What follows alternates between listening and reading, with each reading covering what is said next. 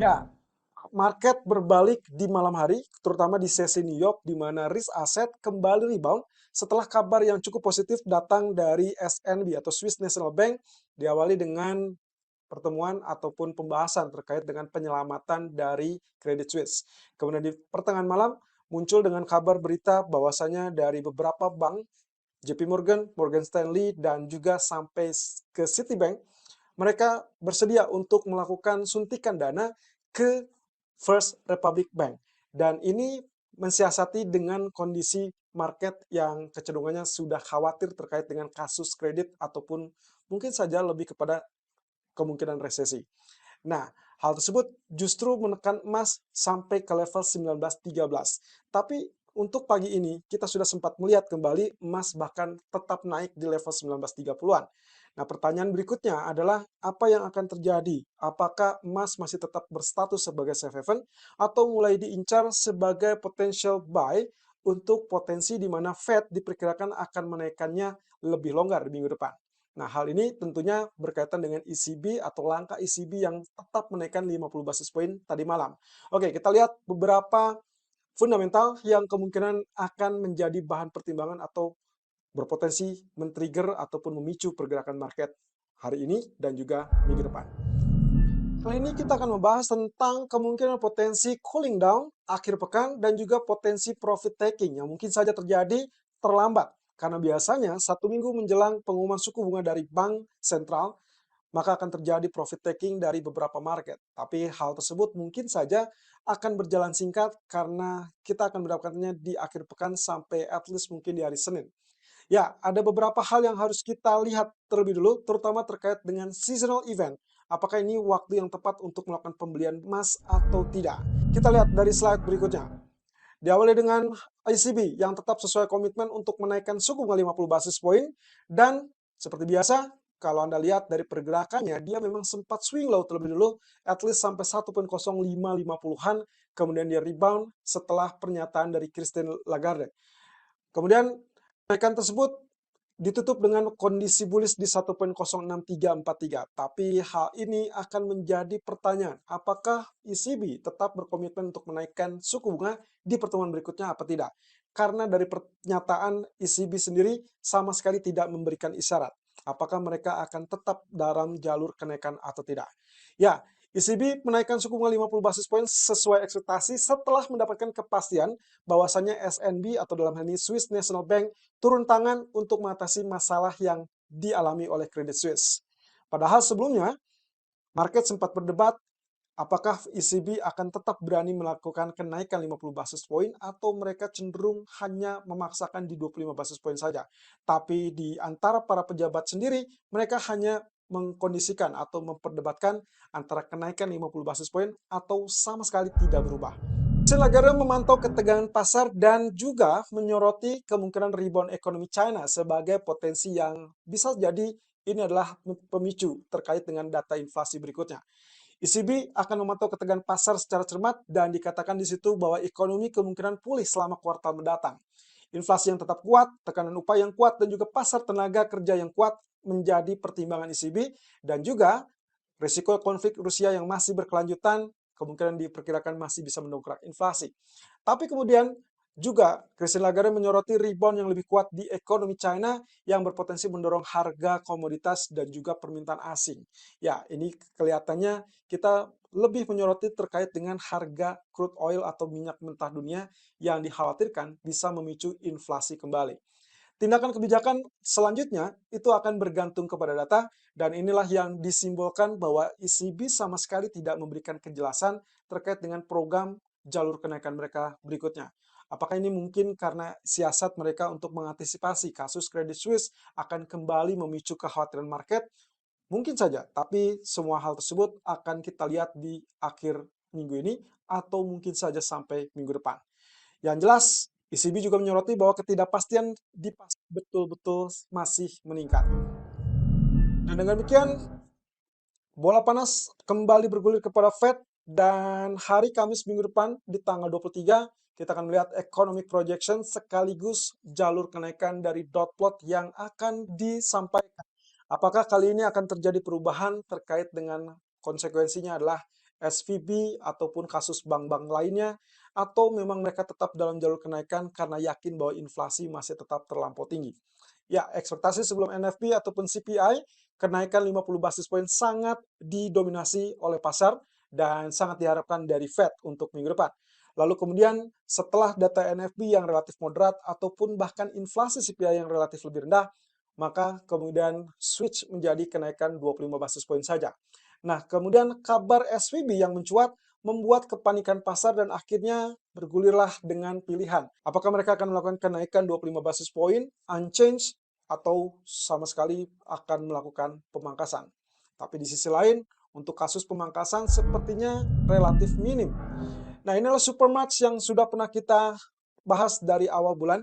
Supermatch Central Banks Event setelah ECB kemarin menaikkan 50 basis point, lalu kemudian mengatakan bahwa semua akan bergantung kepada data, maka Supermatch berikutnya akan terfokus kepada dua bank sentral di minggu depan, yaitu Federal Reserve dan juga BOE atau Bank of England. Untuk Bank of England sendiri kemungkinan akan menaikkan sekitar 25 basis poin saja karena mereka pun tidak punya alasan untuk menaikkan terlalu agresif dan juga berkaca kepada status bank sentral lainnya, mereka cukup khawatir untuk terlampau agresif. Apalagi kasus Credit Suisse masih tetap membayangi walaupun SNB sudah turun tangan.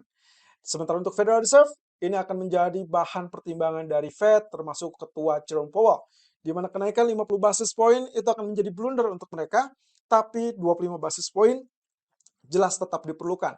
Apalagi kalau misalkan kita bicara tentang dot plotnya. Jadi fokus utamanya sebetulnya bukan di suku bunga, melainkan fokus di dot plot. Nah, inilah kemungkinan yang bisa terjadi. Risiko perbankan yang diredam, akhirnya Fed kemungkinan diperkirakan masih tetap akan menaikkan 25 basis poin. Kita lihat, dari Federal Reserve sendiri memiliki 3 pilihan utama untuk saat ini. Apakah akan tetap melakukan kenaikan suku bunga, atau tidak merubah suku bunga, atau bahkan memangkas suku bunga. Kita coba telah lebih lanjut. Untuk pemangkasan suku bunga, kelihatannya kondisinya tidak memungkinkan karena kondisi tingkat pengangguran yang relatif lebih rendah. Dan secara sejarahnya, sama sekali tidak ada pernah kejadian di mana bank sentral melakukan pemangkasan suku bunga saat tingkat pengangguran relatif lebih rendah. Lalu kemudian kebijakan berikutnya hanya ada di kisaran apakah tetap menaikkan atau cenderung bertahan terlebih dulu, alias unchanged. Ya, kebijakan untuk mempertahankan suku bunga alias tidak sama sekali melakukan kenaikan, ini juga cukup potensial, terutama terkait dengan efek domino yang masih dikhawatirkan bisa saja sewaktu-waktu kembali, apalagi kondisi perbankan seperti SVB dan juga bank-bank lainnya masih relatif sementara sifatnya. Jadi belum ada penyelesaian secara tuntas dan itu masih bisa membayangi. Nah, tapi pilihan kemungkinan adalah terkait dengan tetap menaikkan suku bunga. Mau tidak mau, melihat dengan data inflasi yang relatif turun ke 6% dari 6,4%, lalu kemudian data sektor tenaga kerja yang masih tetap tinggi, maka kemungkinannya diperkirakan Fed masih tetap harus menaikkan suku bunga. Apalagi dengan target inflasi 2% alasan dari bank sentral, maka kemungkinan melihat juga kasus dari ECB kemarin, maka Fed kemungkinan akan tetap menaikkan suku bunga. So, preferable, poin pertama ini kemungkinanlah yang dipilih. Tapi, kemudian muncul dengan opsi.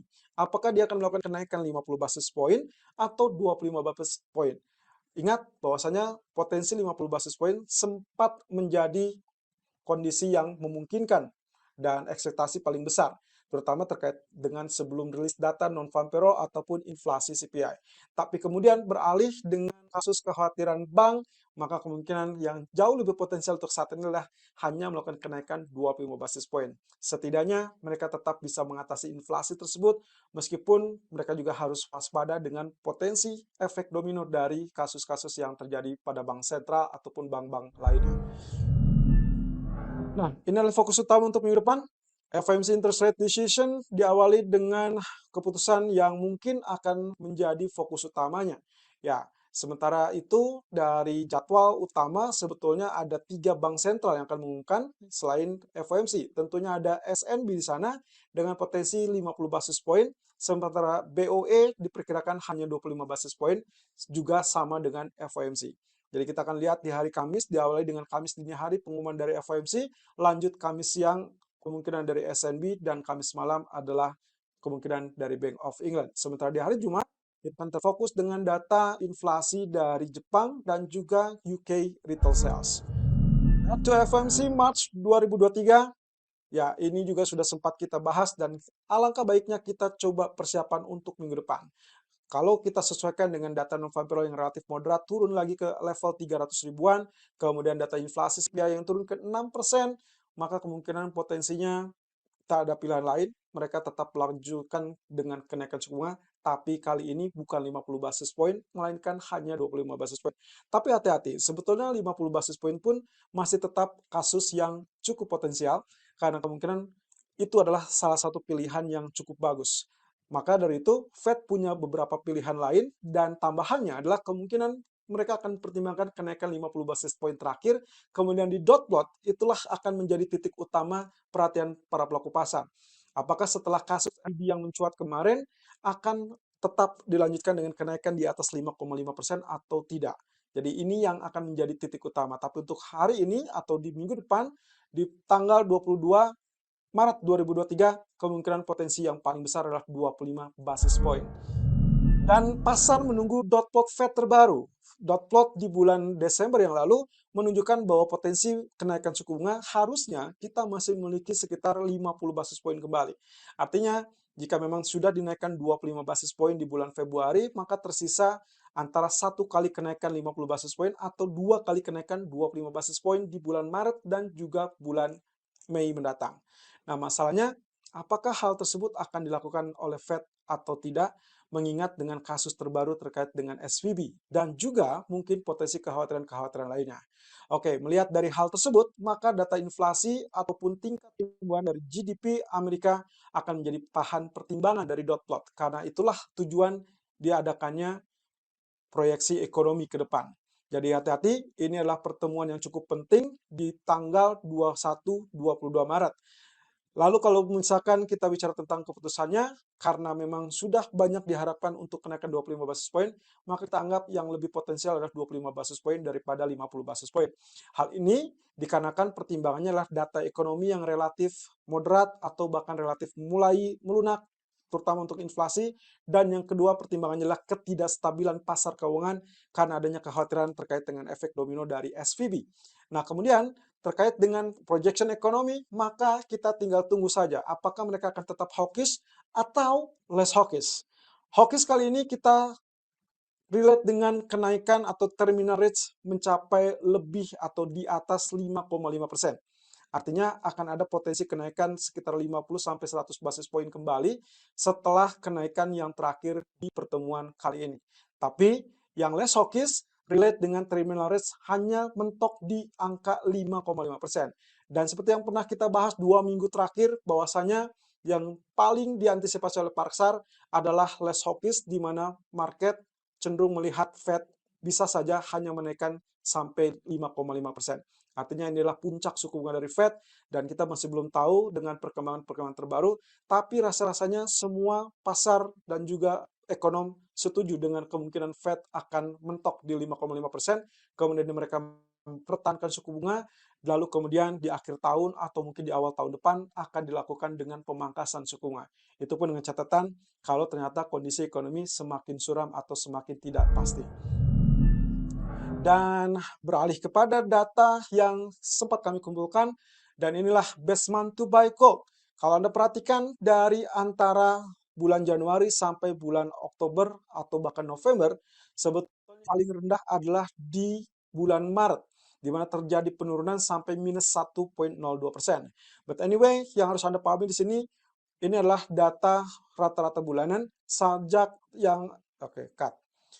But anyway, yang harus Anda pahami di sini adalah ini merupakan data sejak tahun 1975, rata-rata pergerakan bulanan sejak 1975. Jadi kalau misalkan dilihat dari sini, maka potensinya adalah harga yang paling rendah itu muncul di bulan Maret dan kemungkinan potensinya diincar sebagai best month to buy gold. Sementara kalau misalkan kita perhatikan secara kuartal, sebetulnya di kuartal kedua secara total itu adalah penurunan. Tapi itu adalah harga murah yang akan diincar oleh para investor. So, the second quarter, menurut data ekonomi yang kami kumpul dan dari Thomson Reuters dan juga LBMA, menjadi momentum untuk membeli emas di mana harga relatif murah. Dan itu berarti kondisinya sangat memungkinkan untuk rebound kembali dan mungkin saja dalam kuartal kedua kita akan melihat kondisi emas naik di level atau mungkin saja melewati level 2000 kembali.